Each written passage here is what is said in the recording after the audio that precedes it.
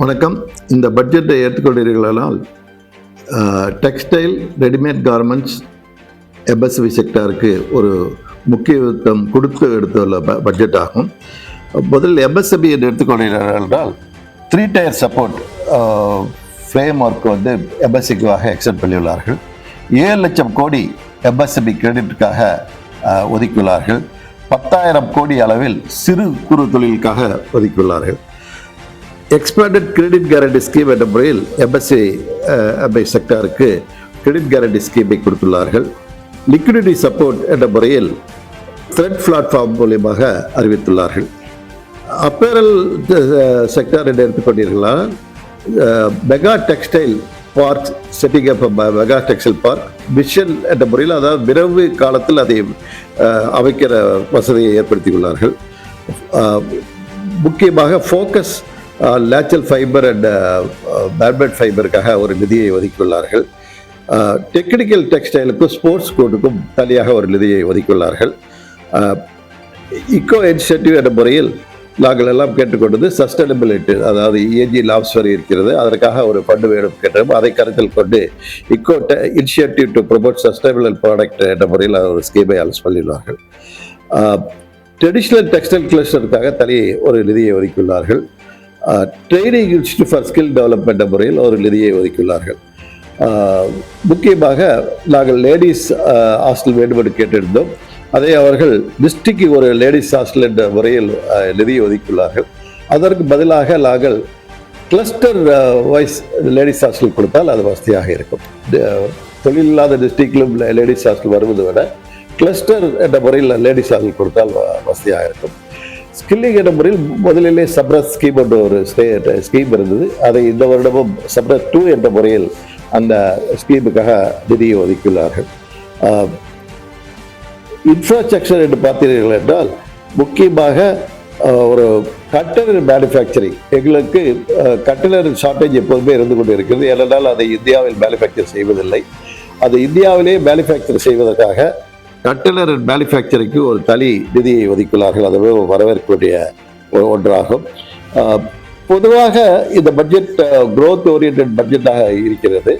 ஆனால் நாங்கள் வைத்த கோரிக்கை, அதாவது அமெரிக்கன் ஏற்றுமதிக்கு நாங்கள் ஒரு மார்க்கெட் ஃபோக்கஸ் ஸ்கீம் என்ற முறையில் ஒரு ஃபண்டு வேண்டும் என்று கேட்டிருந்தோம். அதை இந்த பட்ஜெட்டில் அறிவிக்கவில்லை. நாங்கள் வேண்டி கேட்டுக்கொள்வதெல்லாம் மாண்புமிகு நிதி அமைச்சர்கள் எங்களுடைய நிலையை உணர்ந்து, உண்மையான நிலையை உணர்ந்து இந்த மார்க்கெட் ஃபோக்கஸ் ஸ்கீம் என்ற ஒரு ஸ்கீமை இமீடியட்டாக அறிவித்தார்களால் எங்களுக்கு அது மிகவும் உதவியாக இருக்கும்.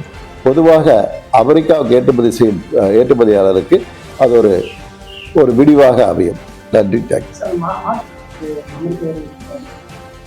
அதாவது அமெரிக்கா ஏற்றுமதியாளர்கள் எல்லாம் இப்பொழுது ஒரு பெனால்டி என்ற முறையில் பயர்களுடன் அந்த 25% பகிர்ந்து கொண்டிருக்கிறார்கள். சில ஏற்றுமதியாளர்கள் 18%, 20% பகிர்கிறார்கள். அதனால் இவ்வளவு நாள் வரை சமாளித்துக் கொண்டிருந்தோம். இப்பொழுது அது எல்லை மீறி போய்விட்டது. அந்த சமாளிப்பதற்காக எங்களுக்கு ஒரு மார்க்கெட் ஃபோக்கஸ் ஸ்கீம், அமெரிக்கா ஏற்றுமதிக்கு ஒரு 20% மார்க்கெட் ஃபோக்கஸ் ஸ்கீம் என்று கேட்டிருந்தோம். அதில் அவர்கள் கேஷாக கொடுக்க வேண்டியதில்லை, ஸ்கிரிப்பாக கொடுக்கலாம். அந்த ஸ்கிரிப்பை நாங்கள் மற்ற இறக்குமதி போன்றவர்களுக்கு உபயோகித்துக் கொள்ளலாம். ஸோ இந்த மார்க்கெட் ஃபோக்கஸ் ஸ்கீமை தயவு செய்து அவர்கள் அறிவிக்க வேண்டும் என்று வேண்டி கேட்டுக்கொள்கிறோம்.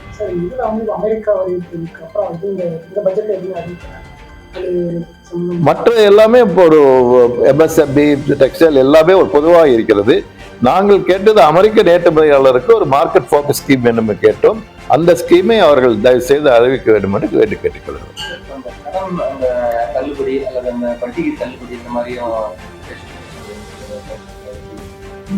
கடன் தள்ளுபடி நாங்கள் கேட்டிருக்கோம்.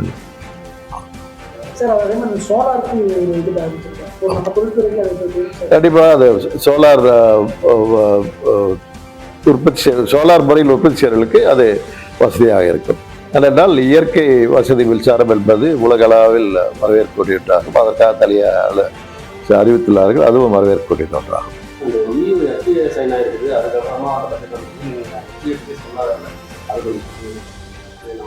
அவங்களுக்கும் நம்ம எந்த அளவுக்கு அச்சீவ் பண்ணலாம்? யூரோப்பியன் எஃப்டிஏ என்பது ஒரு பெரிய வரப்பிரசாதமாக நமது இந்திய டெக்ஸ்டைலுக்கும் கார்மெண்ட் ஏற்றுமதியாளருக்கு அமைவதாகும். இதை நாங்கள் கிட்டத்தட்ட 20 வருடங்களாக இதுக்காக முயற்சி செய்து கொண்டிருந்தோம். முக்கியமாக பார்த்தீர்கள் என்றால் பங்களாதேஷ், வியட்நாம், கம்போடியா போன்ற நாடுகளுடன் எங்களால் போட்டி போட முடியவில்லை. நாங்கள் இப்பொழுது 16-17 பில்லியன் பண்ணினாலும் பங்களாதேஷோடைய ஏற்றுமதி 40 பில்லியனுக்கு மேலாக இருக்கிறது. அதுக்கு முக்கிய காரணம் ஐரோப்பிய நாடுகளில் உள்ள இறக்குமதியாளர்கள் அங்கு 11% வரியை அவர்கள் இறக்குமதி வரியை கட்ட வேண்டியதில்லை. அது ஒரே காரணத்தினால்தான் பங்களாதேஷுடைய ஏற்றுமதி அதிகரித்து கொண்டிருந்தது. இப்பொழுது எஃப்டிஏ 27 நாடுகளுடன் ஐரோப்பிய நாடுகள் வந்ததனால் அந்த சலுகை எங்களுக்கும் கிடைக்கும். எங்களுடைய ஏற்றுமதிக்கு இறக்குமதியாளர்கள் வரி கட்ட வேண்டியதில்லை. 0 டியூட்டி என்ற முறையில் அவர்கள் வரி கட்ட வேண்டியதில்லை.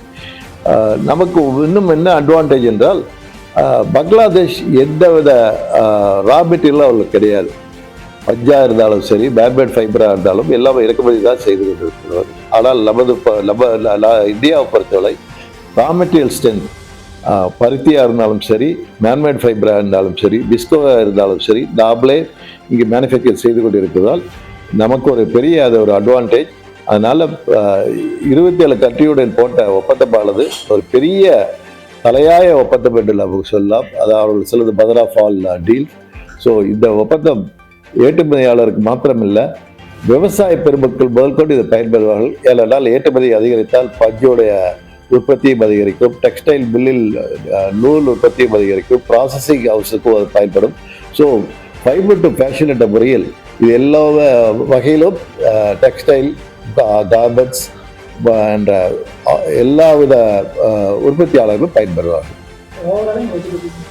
மொத்தத்தில் இந்த பட்ஜெட் எப்படி இருக்குன்னா திருப்பூருக்கு இது எப்படி வரும் காலம் எப்படி? கண்டிப்பாக இது திருப்பூருக்கு வரும் காலம் நல்லா இருக்கும். ஏனென்றால் அவர்கள் எம்எஸ்எம்இக்காக தனி கவனம் செலுத்தி நிறைய சலுகைகளை அறிவித்துள்ளார்கள். இந்த பட்ஜெட் கண்டிப்பாக திருப்பூருக்கு ஒரு வரவேற்கக்கூடிய பட்ஜெட்டாகத்தான் இருக்கும்.